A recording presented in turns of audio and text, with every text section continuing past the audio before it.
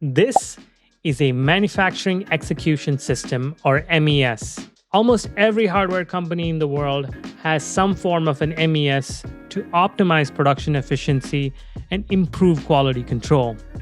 MES systems have been around since the late 1980s, but they've struggled to keep up with the times. Some MES systems are still in Microsoft Excel, and that makes it a giant pain in the. Side note, if you hate Microsoft Excel, make sure you hit like on this video and subscribe. It really helps. The future of managing the build of cutting-edge spaceflight hardware like this microgeo satellite relies on a modern MES system.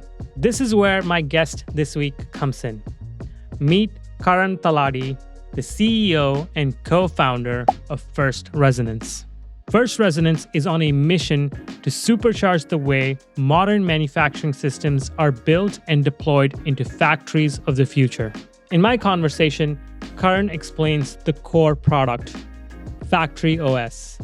Factory OS is a modern software platform that is designed to improve operations by leveraging automation and real-time data analytics. Our conversation also touches on the importance of learning from failures, thoughtful integrations of AI, and challenges with handling data in the aerospace industry. I hope you enjoy this conversation with Karan. Now, on to the episode. Welcome to the Gundo Gundas podcast. Yeah. No, that's not the right podcast. Gundo Gundas podcast. Hey, we're working on the jacket. It's coming along. I am excited to buy this Yeah. jacket. But thanks for having this conversation with me. I am really appreciative of your time.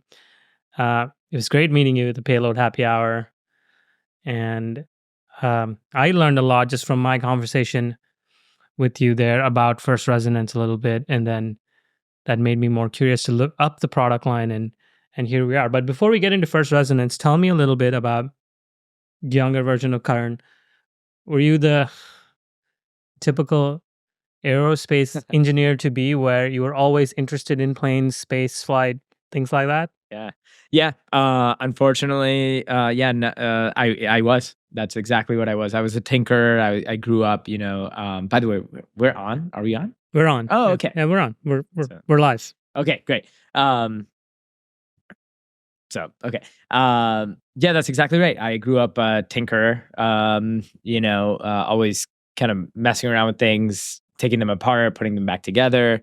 As I kind of grew up from just being young, I ended up tinkering more with computers and having some fun with software and firmware and whatnot, like when I was in high school.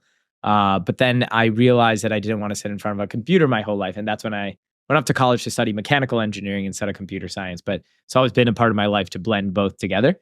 And so here we are now. And where did you grow up? I grew up in the Chicago suburbs and went to the University of Illinois, Urbana-Champaign. So very much a Midwesterner. Great school for engineering, especially on the hard engineering side of things. Yeah. Yeah, I think one of the big companies out there is Caterpillar. Caterpillar has a massive operation out there in the kind of middle of Illinois. Yeah. Yeah. So, and you did mechanical engineering. Did you know you were going to work that into an aerospace job? I did not. I actually thought that was the last place that I would end up. Just because, hearing, just from the industry, how slow aerospace can be, how bureaucratic it could be. I was always the type to tinker with things, move fast. I love tech in general, especially everything that was going on in Silicon Valley. Mm-hmm. Admittedly, aerospace was the last place that I thought I'd end up. But it was pretty fortuitous that I got the opportunity to intersect aerospace and what was happening in tech when I left college. And your first company that you worked for was SpaceX. Is that correct? That's right. So having studied mechanical engineering and then starting to tinker with computer science while I was in university, it was right when like hackathons were coming up, et cetera. One of my buddies in mechanical engineering told me about this crazy place that he did an internship at the previous summer, and he said, "You should come check it out this summer." And this is when I was graduating, actually. So to go into an internship after graduation was something that I had questions about. My parents definitely had more questions. They were very much intent on me just getting a full-time job and de-risking my financial future as opposed to increasing risk. But I decided to take the plunge and end up out here in LA to work at SpaceX in 2013, and definitely do not regret my decision. Yeah, I was an intern at the propulsion engineering department at SpaceX, and it's a fire hose. Yeah. It was my first internship ever, Okay. and the way you learn at SpaceX, I've never learned. I've definitely learned a lot in my career in 7 years at different companies, but having SpaceX be the first, it just teaches you a different mindset on Absolutely. how to absorb information and make decisions quickly. So you spent 3 years in what group? Yeah, I was actually spread across the production side for propulsion, then avionics manufacturing. I ended up in vehicle analysis and specifically dynamics engineering. So I was a little bit like a kid in the candy store, going from team to team. For me, I ended up really building a career and interest in connecting the dots when it came to information and physical systems. Um, and that's why I was across so many departments. So, what started out in propulsion production around solving like photo documentation, checkout process. So that's like a major part of like closing out an engine build, for example. And the bottleneck ended up being taking enough number of photos for compliance reasons. And it's pretty crazy to just think about, at other companies, they would just take that at face value. Great. The photos take a long time. You snap all the photos, you take the memory card out, you put it in the computer, you put it in a file Takes folder, forever you to email load. somebody. Exactly. And this is just the way it is. At a place like SpaceX, it was like, well, this can't be the way that it is. This is literally, we're building a rocket. Photo documentation can't be the hard part here. And so we solved that, right? And just automated it all. And that's what led on the track of like, hey, look, like you could use the modernization of digital systems as something as simple as photo documentation and checkout, photos into, hey, look, like vibe testing is hard. Thermal testing is hard. Burn-in testing is hard. Shock, radiation, all this hard. That's fine. But why is the setup process and the analysis process, why is that the critical path here for us speeding up our testing process? And so we went after that, right? We solved that. So this is, and it was all just software. I say just software, but it was actually just brutal like work of like what tools do we use, what modern paradigms are there in software and data management that we could bring in, that's being used out there in like tech and app development and these modern data platforms. What's going on out there? Let's bring it in here and obviously tailor it for our applications, such as like how do you automatically load in a test profile for a Vibe machine? That's not something that you could just import from GitHub, but the right pieces of it you can, and then assemble the right things that you need to just automate that and then be on to the next problem. Your story is very fascinating because you're one of the rare set of people who has a mechanical engineering degree, wanted to tinker with hardware, but understood the power of automation and software. And now at First Resonance, we're doing a largely software based product to support hardware in the loop. Why? And this, I try to answer this for myself. Why is there so much resistance to mechanical engineers or mechanical engineering firms, hardware engineering firms to embrace emerging software pieces of technology? Because you're right. No, the other companies, they just don't consider like, hey, this is a new tool. Like why is this like testing the thing is hard itself. Let's make the processes in between easier by automation. Mm-hmm. They're not accepting of that. And I try to understand where they're coming from, but I can't seem to wrap my head around it. Yeah. So I have a few thoughts on this for sure. Look, first I want to start with, I think there is a cultural resistance, like you're describing. But I would say that the will of most people working in these industries,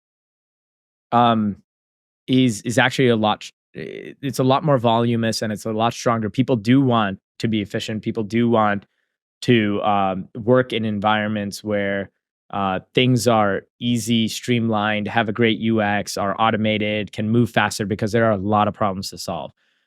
That's what I found is that actually, while the industry has resistance, and we'll talk about who might have what incentive here in a moment, most people working in these industries actually want that positive change for what their friends in Silicon Valley and all these other industries that are just like moving and accelerating with the power of software. So I first want to note that. Secondly, I want to mention, this wasn't always possible. So I don't want to take for granted here that it's not just a resistance to tools or it's a cultural thing. Literally, I want to say like 10, 15 years ago, we didn't have the ability to bring in open source software safely from a cybersecurity perspective. And then furthermore, host those things on secure clouds, things like AWS GovCloud or Azure Government, because both of those products didn't exist 10 to 15 years ago, even though the public cloud did exist. But that has changed. They exist now.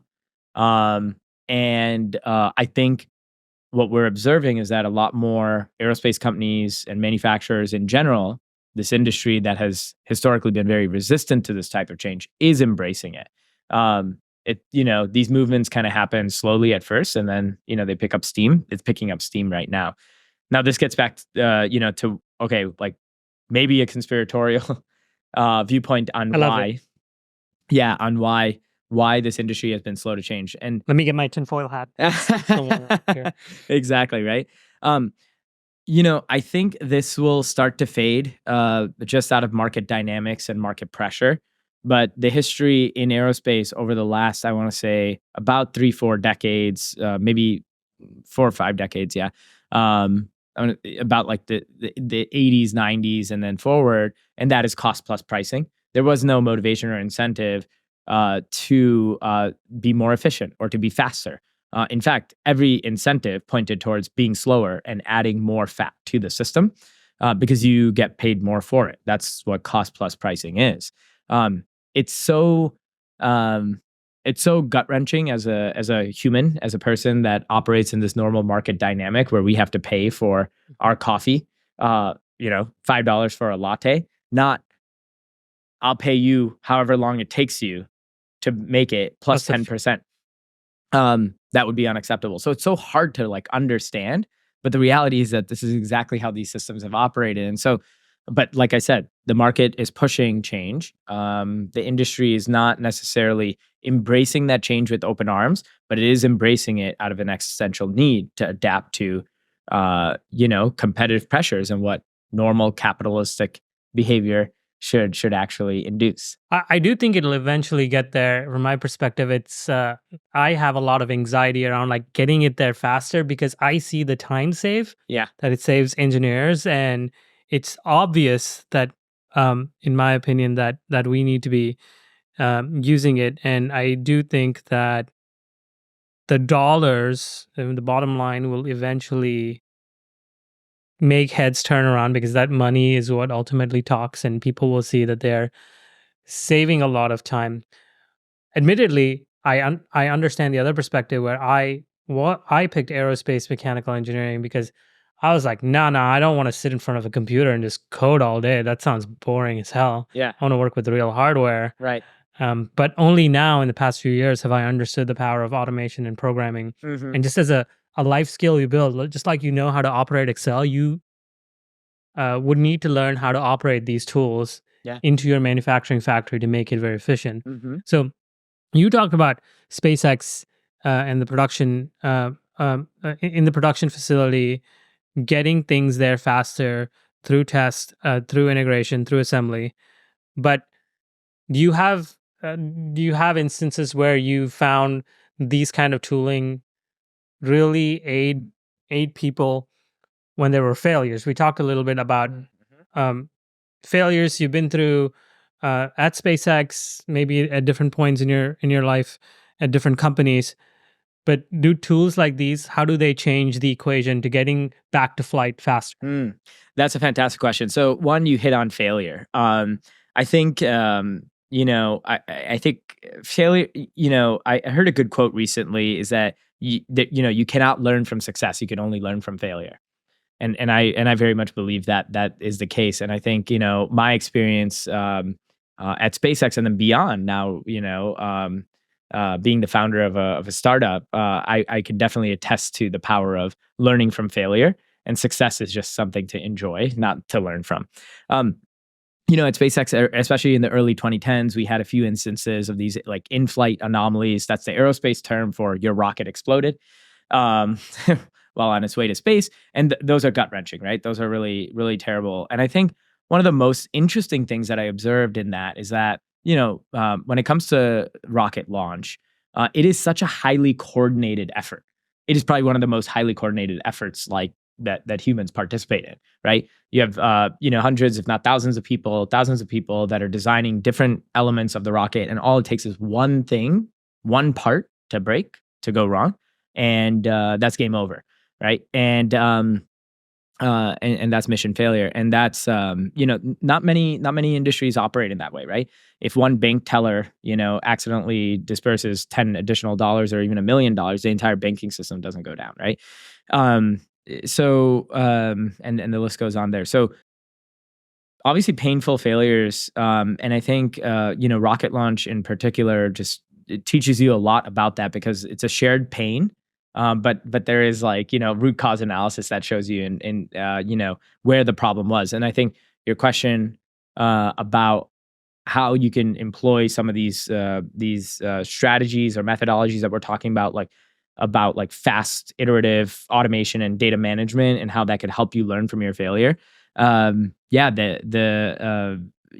SpaceX for us, because we were employing these modern kind of data platforms and automation technologies compared to our competitors, we were able to use those as effectively debugging tools, similar to how software engineers now, maintain logs of every transaction and everything that happens on the network and everything, and are quickly able to isolate where the problem was, and then even have like self-healing systems to scale out and manage that. We'll have that eventually in hardware, but the first step here is like, do you have the data and the accessibility to that data to be able to quickly triage what you need to. And this has been written about, the pad abort failure. So pad abort testing, when SpaceX was getting ready for, certifying their vehicle for Dragon 2, the Crew Dragon, there are a series of tests. One of these is the pad abort test, and there was an anomaly, and SpaceX lost that vehicle. And I think there's been a few articles now written about how quickly SpaceX was able to gather that data, analyze that data, and get the information back to NASA to allow NASA to clear the next pad abort test on the launch pad. It had moved way faster than, again, any of the competitors or any kind of anomaly root cause analysis that NASA had ever dealt with before. I think they're caught on record saying that as well. And so what does that mean? That means like, the faster you're able to triage an issue, the faster you're able to get an answer, the faster you're able to get back to market effectively. That's a huge win, right? And I think you can't understate just how important it is for a private space company that is managing all this. Again, you said earlier, like that at the end of the day, the dollars talk, right? Getting back to market as quickly as possible is absolutely essential for company success, not just mission success, right? And it all comes down to just having that data on hand, being able to access it, federating the ability for your entire workforce to help with that root cause analysis, as opposed to just saying, hey, that one person is assigned to figuring out what went wrong here, and we'll find out in 6 months, and then we'll do something about it 6 months later. 20 fish bones later. Exactly right. Exactly. You may as well employ edge compute and have everybody finding the problems and surfacing the right thing faster, right? So done a lot of fish bones in my day. I have a gripe against it. I have a follow-up question to this, but it'll be better at a later point in our conversation. Sure. But that's a good segue into First Resonance, and that's where we are today in your office in downtown LA. Beautiful space. Thank you. Where did the genesis start? How many months or years was it before you went, I must start a company around this, because The answer is obvious. Yeah, it's a great question. I think there's a few points in the last, I would say, about 10, 11 years where I thought, the first few points came while I was still at SpaceX, right? Uh, Late nights, working on triaging some issue or making some process better, just thinking, hey, this could be better. And, I think SpaceX is one of these amazing places where you can actually immediately do that. And I did plenty of that, right? But, the number of times that I did that compounded to like, hey, look, like, if we're doing it like this and we have to solve these problems, what is everybody else doing? Like, it's got to be pretty hard out there for Control, find, and Excel. right. Exactly. Right. So that's like the first few moments that I had that, and then this gets interesting and a weird turn in my career. I actually wanted to get so many things done at SpaceX that I actually decided that I needed to leave to go solve problems at a more accelerated rate. And an interesting note here is I actually decided that I was going to leave manufacturing and aerospace altogether because of the bureaucracy, because of just the timelines and everything that are related. And this was, mind you, at SpaceX, I felt this way. I was seeing what was going on in the industry overall, the meteoric rise of cloud, what companies like Uber and Airbnb were doing just in terms of scale of like operating these large networks and all that. And I wanted to discover that. I wanted to discover that at scale in my own way. And so I went off and joined a startup here in Los Angeles. The application was far from aerospace and manufacturing. It was actually marketing technology to drive insights to like retail and stores. You were and a data like scientist there? Yeah, I was actually a data engineer working with the data science team. So I was working on the scale, like, kind of more of the data pipelines and the scaling of the data pipelines and how all that data moved, and then the supporting systems on the application layer that got us all the data, where data scientists could then explore the data, come up with insights, and then we would productionize it and scale it. I did, again, I got into that because I was running away from aerospace and manufacturing. But then going through that experience, I just realized, wow, like this technology, this new approach of exploring data and finding kind of anomalies and being proactive with insights. Like, what if we had this when we were building at SpaceX? And, what if what if manufacturing and aerospace engineers had this type of capability of, applying this broad set of data and finding insights and correlations and anomalies, getting proactive in solving problems as opposed to, spending Reactive. weeks and weeks on fishbone diagrams, right? Like, what if we could actually employ the power of compute and data? That's when, and it coincided in terms of time, I saw a number of my former colleagues and friends go off and found or join in leadership positions, this next generation of companies that wanted to build like SpaceX or like Tesla. And that's when I, had a moment of return back to, I kind of got pulled back into the gravity well of aerospace and manufacturing. That's a good pun. I love it. and set off on the course of like, hey, there's definitely something here at the intersection here, and it's time to go find out what that is. And that's when I started the company in about 2018. Yeah. And what is the key value prop for First Resonance? Yeah. So after some winded roads of talking to a lot of potential customers and the market, we found that a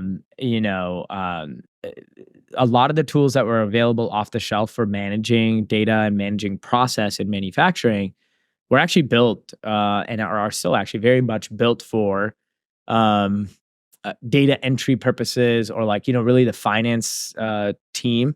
And even when there's workflows that serve manufacturing engineers, quality engineers, actually everything's still rolling up to finance. That's not inherently bad. It's just like, we need to take a hard look at what happens when you just kind of scale a system from one core application, such as like finance, general ledger management, and how that affects your manufacturing line, and actually start working from the manufacturing line back, and look at what has changed in technology, what has changed in the stack. So things like, we now have a lot more connectivity on the factory floor. We literally have Wi-Fi. So compared to like 20, 30 years ago, we have a lot more devices. So these are like user interface devices, so tablets and mobile devices. And we actually have a lot more sensors, and those are connected sensors, right? IoT devices, industrial IoT. So machines that were historically very cut off now literally have like an IP endpoint.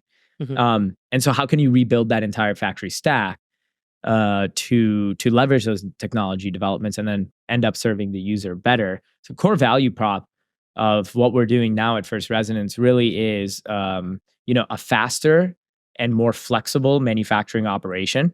That actually, that's very valuable for manufacturers. Some manufacturers might get scared of that. More flexible. What do you mean? Manufacturing needs to be very quality control, very process driven. But one thing that we believe at First Resonance is given these technologies are now available that you can actually manage all this data instead of compressing it or storing it in a silo, you can actually be faster and more flexible while being more observable with your data. So that means that the core value prop not only allows you to be faster and more flexible, but it actually allows you to be a lot more visible around your entire manufacturing process. It gives you a lot more traceability because you're just collecting a lot more data and employing that data back into your workflow, not in a way that's historically been done offline in terms of like an analysis that would happen once every 6 months. You could do it in real time. And we don't necessarily have to go into customers that you worked with, but I'm curious from the perspective of um, customers that had already employed existing tools. What did you guys find were the pain points in switching over to a First Resonance and doing it in a way that doesn't affect the delivery of the product at the end of the day, Mhm. whether it's a satellite or whatever? Yeah. How did that play out in your first few iterations? Yeah. It's a really good question. So, first of all, I should mention we're now powering a little over 60 companies in aerospace, automotive, robotics, maritime, energy, and we're having a blast. I think in particular, we feel very fortunate to be working with companies that are not just embracing modern technology like what we're building at First Resonance, but actually partnering with us to show the world where the puck is going in terms of what the not just products of the future are, but what the factory of the future that are going to build these products are going to look like. And we're just in it now.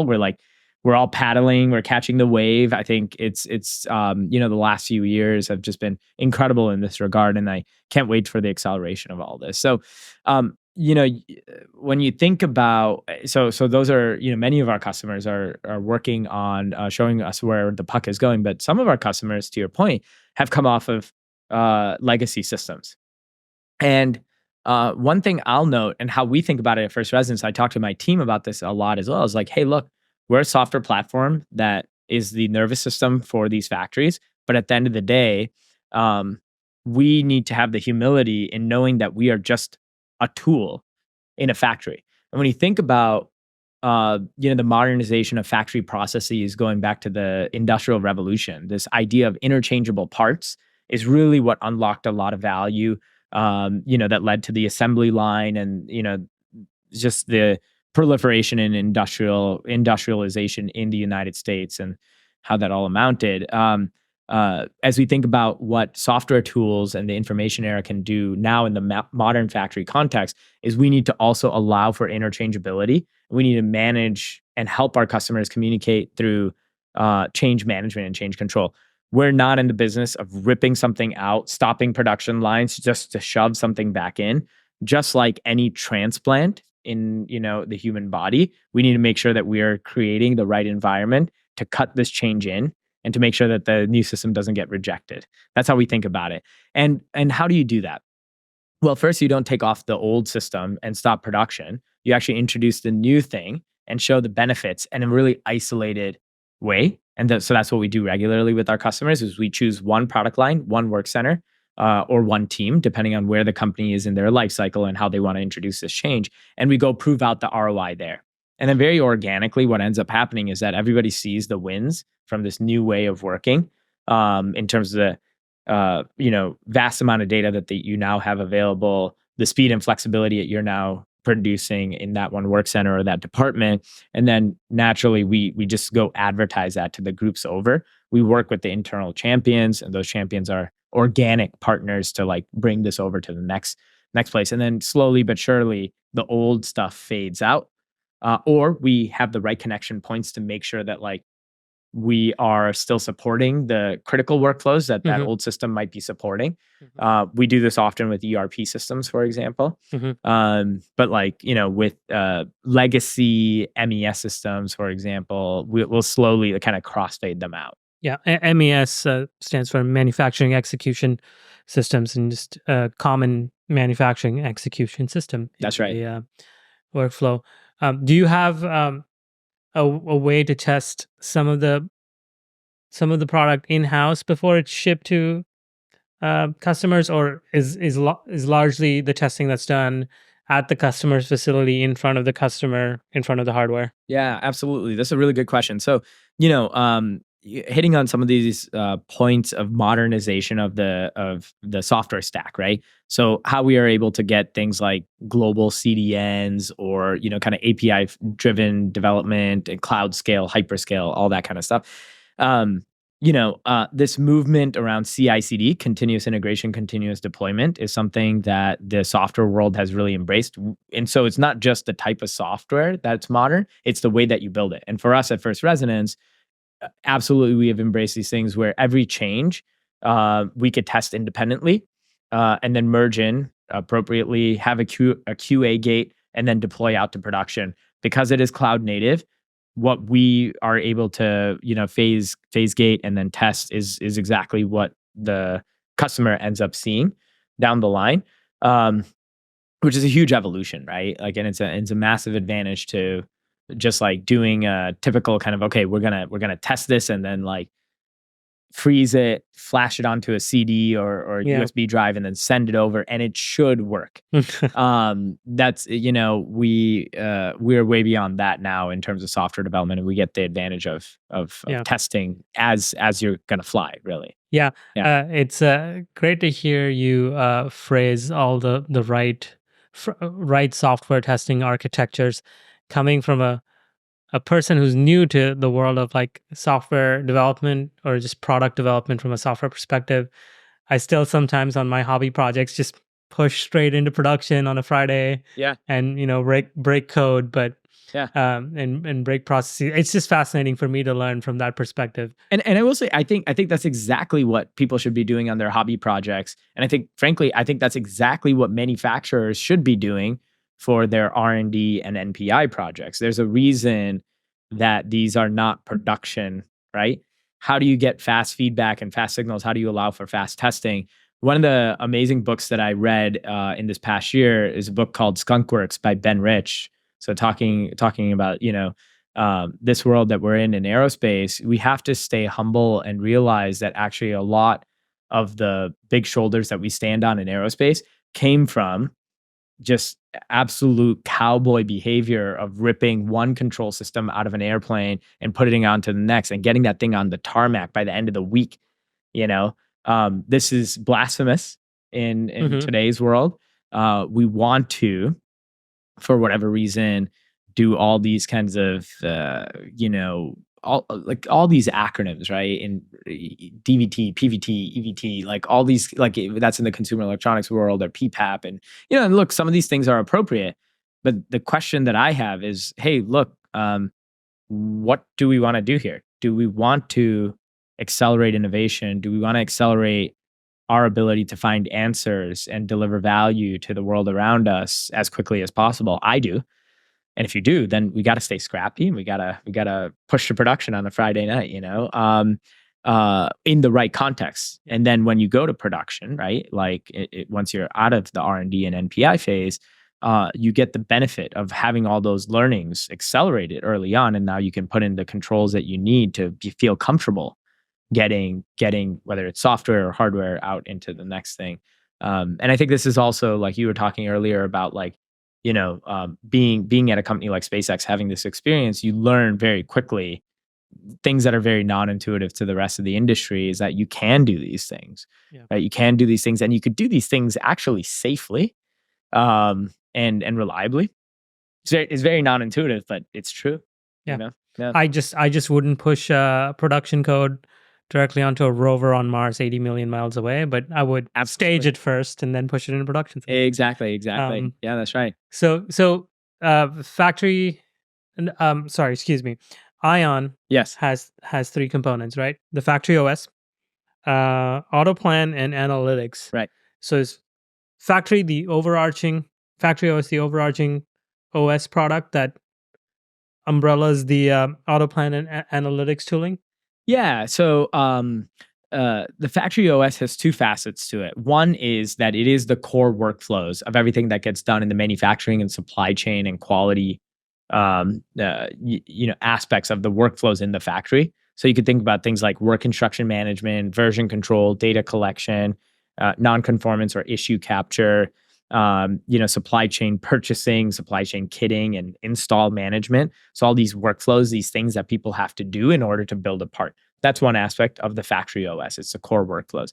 The other aspect of the factory OS is the underpinning technical aspects that make the factory OS not just a workflow tool, but actually, I would say like a digital enabler for the modern factory. Things like the API, things like the data platform, which actually starts to bleed into Ion Analytics, and I'll talk about that in a moment. But it's all these other aspects that allows kind of this modern factory development to happen. The API Ion Actions is a low code environment within the platform that allows modern factory automation engineers to basically with code modify their factory and the behavior of their factory.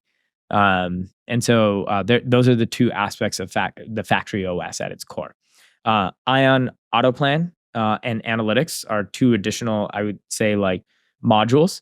Ion Analytics, we hit on this earlier, is the data platform that allows us to get all that data, all those transactions that are happening in the workflow of the factory, and then close the loop right inside of the product by giving everyone that works in the factory visibility to how their factory is behaving. Now, many people are familiar with like analysis and charts and BI, even like business intelligence. But oftentimes, especially in manufacturing, what's happening is these BI tools and these analyses are done offline. They're done like, you get all the data once a week, you go analyze it. It might be in Excel, it might be in Power BI or Tableau or something like that. And then you screenshot all these like charts, and then you go put them in a PowerPoint, and then you deliver it next week. And things have changed. And things have changed. Exactly right. Things have changed. And especially in a world that's moving faster, that's unacceptable or unreliable. And so what we've done with Ion Analytics is we've just closed the loop right in the product. You have real time, not just data capture, but you have real time analytics so that you can make improved decisions, not just on a week over week or month over month basis, but on a daily or hourly basis, right?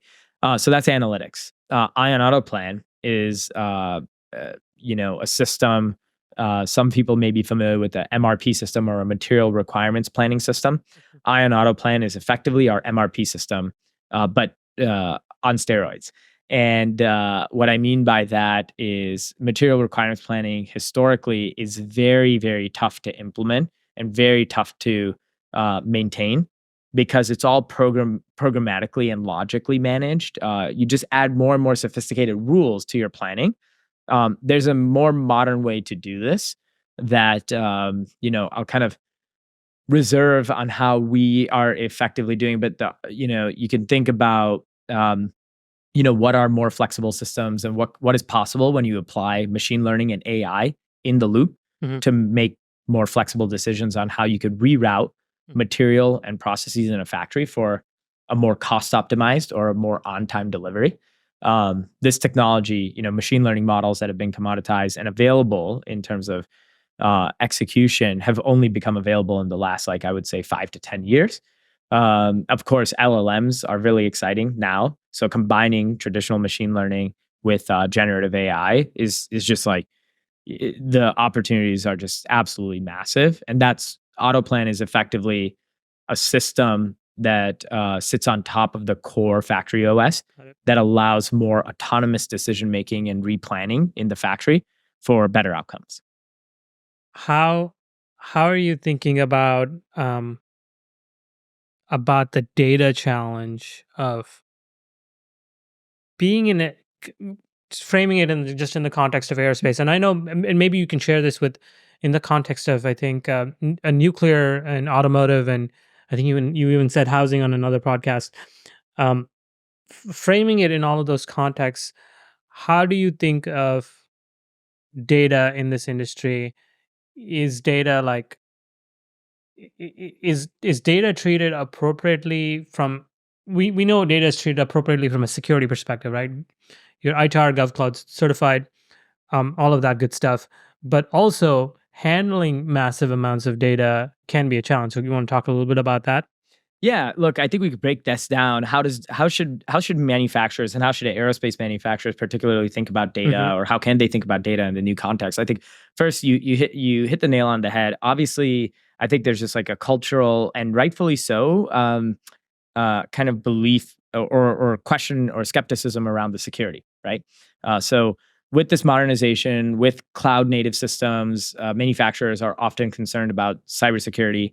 But as we discussed earlier, only in the last 5-10 years has compliant cloud solutions become available at scale. So things like AWS GovCloud and Azure Government.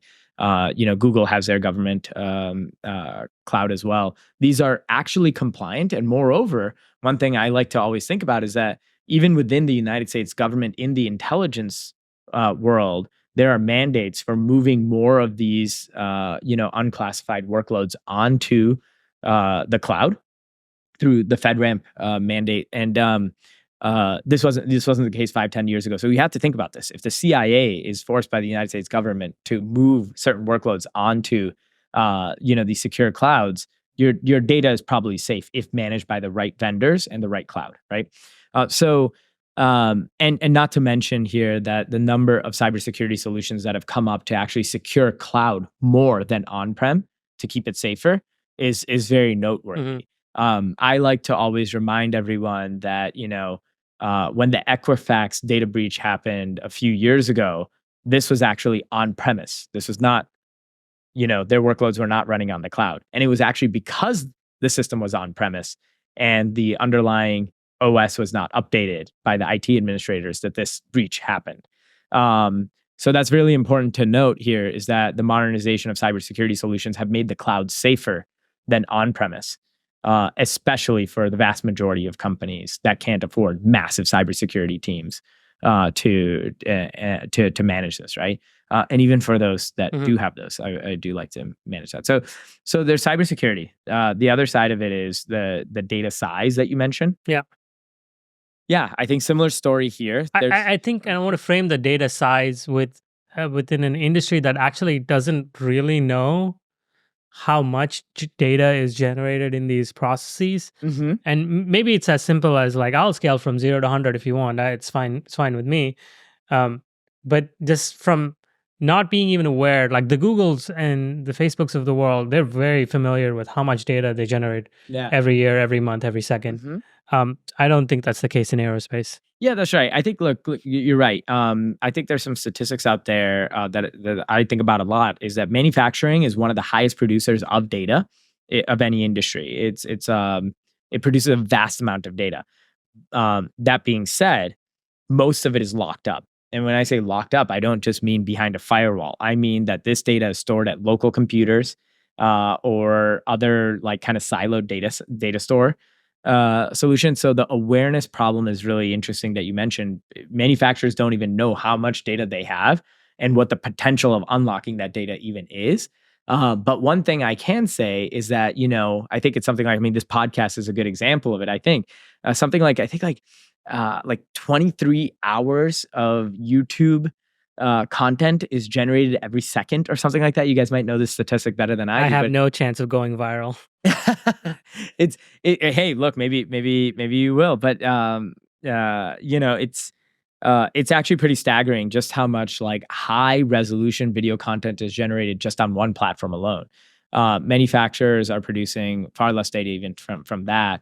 So there's a lot of data. Okay, there's a lot of data, but the place to manage that data is actually in cloud hyperscale. That could be very much proven, because the biggest platforms and the biggest kind of data providers in the world run on the cloud. Netflix is a good example. YouTube is a good example. And not the opposite, right? Of course, there's examples of obviously like Meta runs its own data center, but effectively running their own cloud, right? Mm-hmm. So manufacturers really ought to think about that with a lot of awareness. How much data do you have?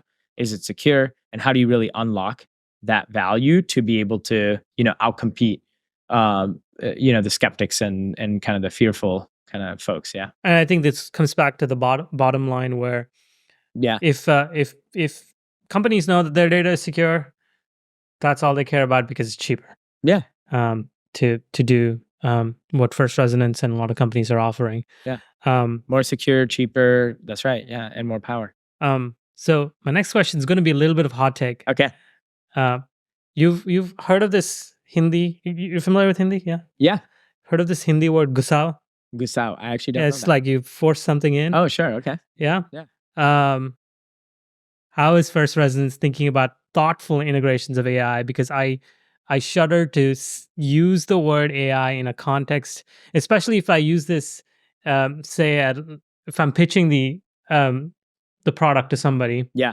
Where if they see AI attached to it, they're automatically skeptical and more than skeptical, they're scared. Right. So I think any integrations of AI should be thoughtful, right, and not forced.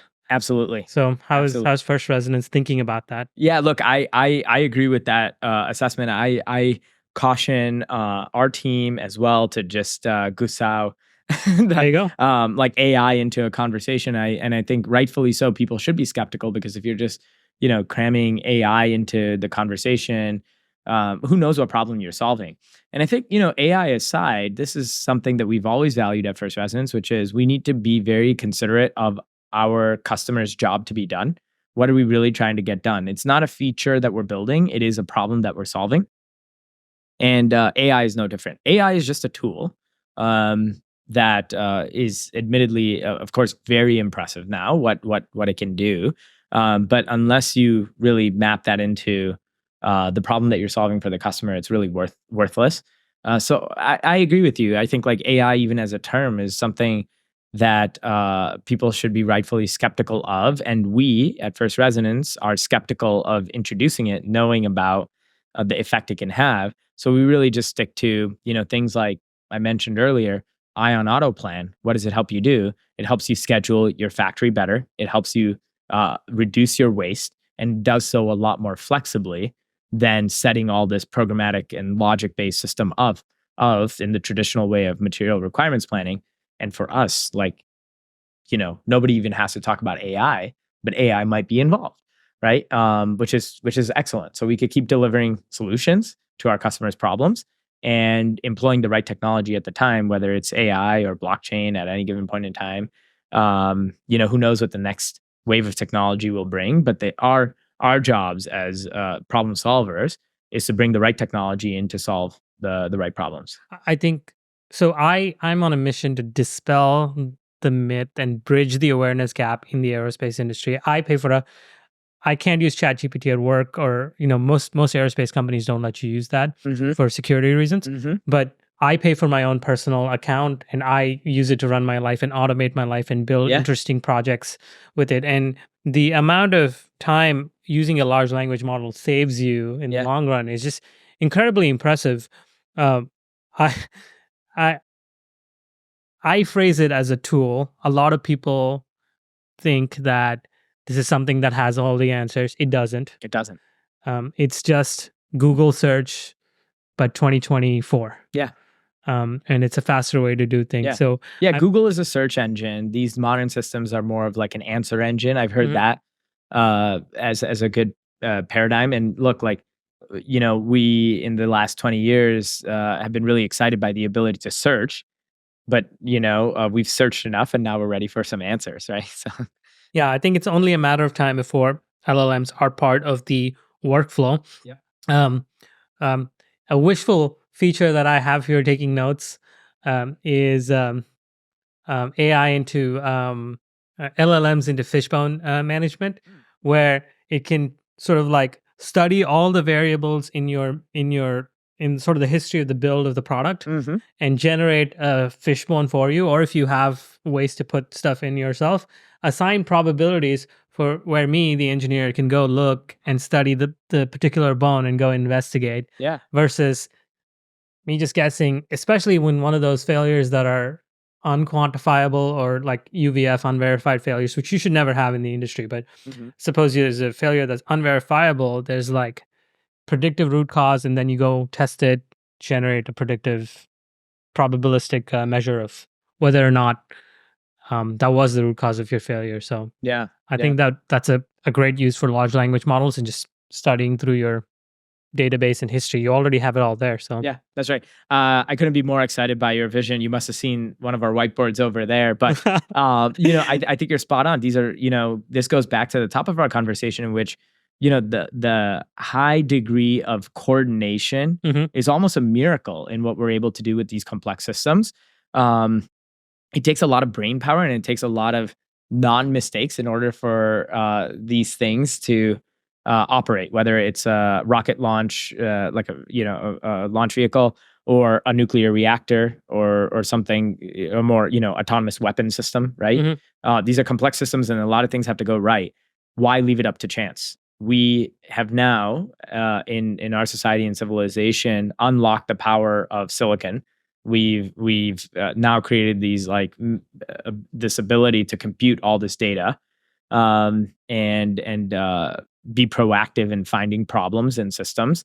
And thus far, I think we're in our infancy, where a lot of this has been employed towards social media or selling more ads and things like that. I think what you described earlier of like finding meaning within all this massive data set is like, it's ripe for the taking. This technology is now developed, and we have huge value problems of making sure that a bolt doesn't go untightened. We could either on a very large telescope, on a very large telescope, or on a medium-sized commercial aircraft. In either which case, these are obviously in this case verifiable, and they're preventable. And I think we should, as a society, embrace that we can't just add more and more process and brute force our ability to mitigate these errors, and leverage the new tools that we now have available to help us, and co-pilot, so that we can focus on the right problems, and not leave it up to chance. Yeah. So you've been in the software space for a while now, and you come from a hardware background and a tinkering background.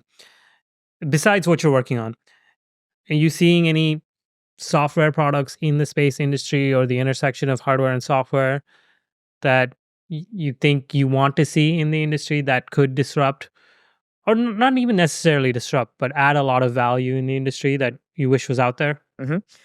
So one thing I will say is I feel very fortunate at First Resonance. In many ways, we were early in this new software for hardware category, especially as it's applied to aerospace and some of these more complex systems. I feel very grateful that we got started when we did. And since we did, I think, we've seen a number of new companies, and we continue to see a number of new companies come up to solve complex challenges in time series data collection and analysis and anomaly detection. Love those types of systems, because it's exactly, some of the things that we're talking about. And every system, whether you're collecting high frequency data from operations, or collecting a lot of metadata from a complex manufacturing operation or supply chain, all these systems are going to have these patterns that we discussed around anomaly detection, and kind of using modern techniques to find the needle in the haystack. I'm really excited about some of these, kind of machine learning assisted simulation technologies. That's really exciting, especially for hardware and mechanical backgrounded folks like myself.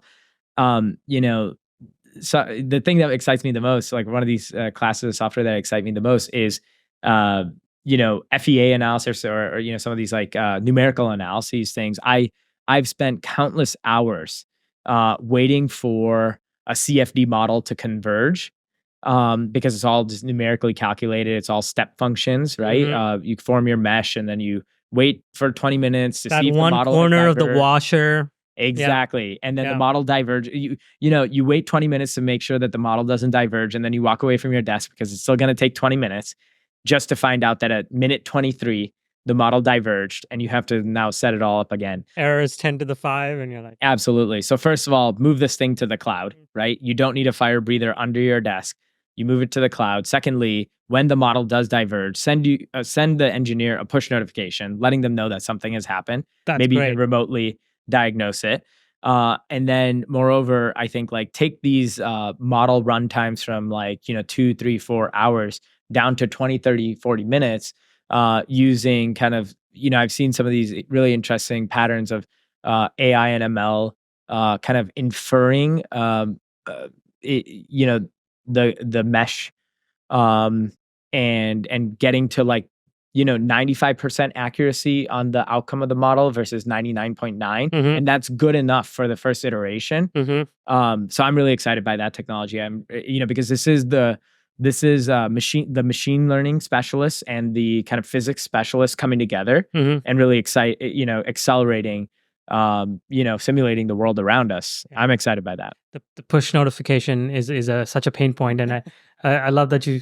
I think you've talked about pain points before, and you have to go through them. That's a great one. Yeah. I love it. Yeah. Okay, so I have a couple of fun ones here. Uh-huh. Um,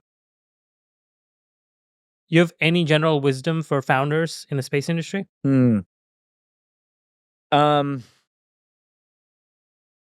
I think I have a lot. The one I will say is like, the founders in general, whether in the space industry, but or not, but I would say probably, especially in the space industry or manufacturing worlds, it's all really hard. Mhm. It's always going to be hard, no matter how good the idea is, no matter how great the vision is, the team is, or the execution is. You can't sit on a beach in Bali and just let your Absolutely. code run. I'm waiting. Well, so far as I know, you cannot. Maybe one day. I'm still testing that thesis, but um, I think the important thing is that it's all really hard, and that path and that pain and the challenge is the journey. It's a journey that makes a difference in the world. The world's natural state is status quo. So to go beat that takes an enormous amount of work, and work comes with pain, and it's not for the faint of heart. So for anybody that's building, is founding a company, that's listening, know that you're not alone. That it's all painful, and the riches are on the other side of it. What is it? Solve a niche, get rich. That's right. Yeah, Something like that. the riches are in the niches, or find a niche, get rich. Yeah, Find a niche, get rich. yeah. So I so like that's that. I would say that's another good wisdom point is like really, I think especially for early founders, really spend a lot of time in validating your approach, your solution with customers. Don't delude yourself into thinking that you've cracked it, because in all reality, it's even after you have cracked the first bit, you're gonna still be on the journey of like Mhm. refining and really nailing product market fit. Mhm. And it'll take a while. Mhm. So spend all the time up front to do it, because it's well worth it before you start adding more people around you, Mhm. before you start adding more inertia to your company. Test. Mhm. Hmm. I have two final questions for you. Mhm. Um, I see that a lot of people who are successful in any industry, and I heard this on I think Mark Manson's podcast. Uh, it's people who take contrarian bets Mhm. in the industry Mhm. that and they're right about the contrarian bet. Yeah. They're the ones who win. Mhm. Besides what you're working on, what's a contrarian bet in the industry? Mm. Or you can frame it within the context of what you're working on as well. Mhm. Mhm. Um, yeah, I think in our industry, and I'll speak to I'll think of we could talk to it more broadly, but in our industry, I think the contrarian bet here is that uh, simplicity and flexibility can lead to more sophisticated outcomes or allow you to build more sophisticated systems. I think that is pretty contrarian, especially where we are in kind of the arc of aerospace. Again, going back to the example of all the learnings from reading Skunkworks and hearing about like the development path for the U2 and things like that. It was very scrappy. It was very simple, and it was fast, and they got it right. We're just in a different era right now, and I do think that there's a huge benefit in returning to more simplicity and flexibility for more sophisticated outcomes. So I think that's kind of contrarian. We've really codified that viewpoint into our system itself. And it actually takes a lot of effort, even with our customers asking us for more and more complexity, layers of complexity to help them map what they're used to into what they need to get done with the Ion platform. We have to sometimes be very contrarian and hold our line on maintaining that simplicity and flexibility. This could probably be said about the industry itself. I think, this past week, it was really exciting to see some of the photos that SpaceX released on the Raptor 3 and comparing it to Raptor 2 and 1 production, and just how much they've simplified over the course of the number of years in the iteration there. So I think, broadly in the industry, what I just described actually maps to that as well. As simplicity, flexibility, modularity actually lead to more performant outcomes in this case. So, simplify. And I'll add the ability to iterate and fail quickly, similar to a software paradigm. I don't think we'll ever get to the rate that software does inherently because you're working with hardware, but I think that's important. Okay, yeah, I agree. My final question to you is, I'm an engineer by day, but I'm also a pretty big foodie and a chef. Okay. If first resonance is good, you found your niche, you're on a Starship flight to Mars, what's the one food item that you're not leaving without on a Starship? One food item that I'm not leaving without on a Starship. I'll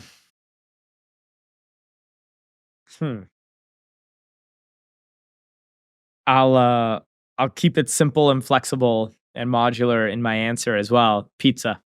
Pizza? Pizza. Great. Yeah. My first my only item will be a pressure cooker. So I can make dal chawal. There you go. There you go. That's very versatile and simple. Yeah, simple. It's a good reset meal. Cool. Thank you, Karan. So good to talk to you. Yeah, thank you. Cool. Woo, fun.